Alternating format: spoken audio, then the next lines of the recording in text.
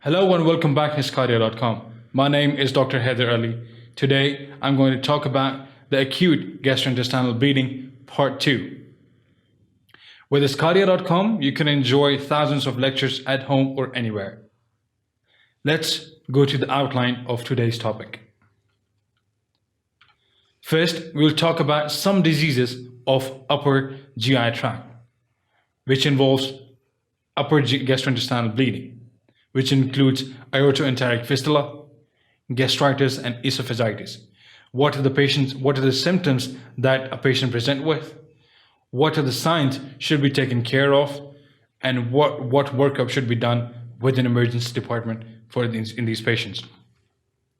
We'll talk about much more of the diseases of lower gastrointestinal bleeding, the diseases involving the bleeding from the lower gastrointestinal tract, what should be done, what should be taken care of in these diseases, the level of stability and instability in these patients, what should be done if the patient is unstable, how should we approach a patient if the patient is stable, what are the causing factors or treatment, what are the causing factors of all these diseases that produce lower gastrointestinal bleed. That will be discussed under this section.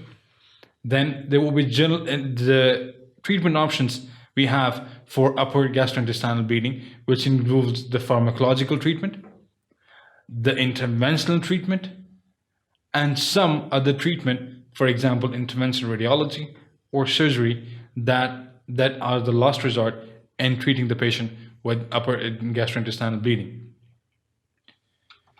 We'll talk about the treatment principles in the patients with lower gastrointestinal bleeding, the things that could be done in patients with lower gastrointestinal bleeding, for example, colonoscopy, sigmoidoscopy, angiography, the pharmacological therapy that could be done in patients with lower GI bleed, and surgical evaluation in these patients.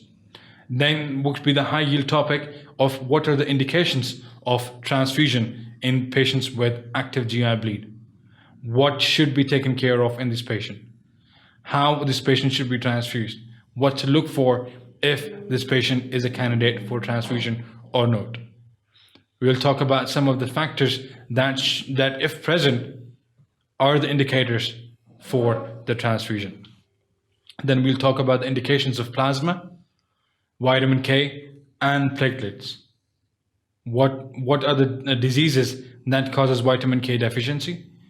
Where and when to give platelets, and where and when to give plasma will be discussed under this section. So we'll talk about some special population, which includes pediatrics, elderly, and immunocompromised.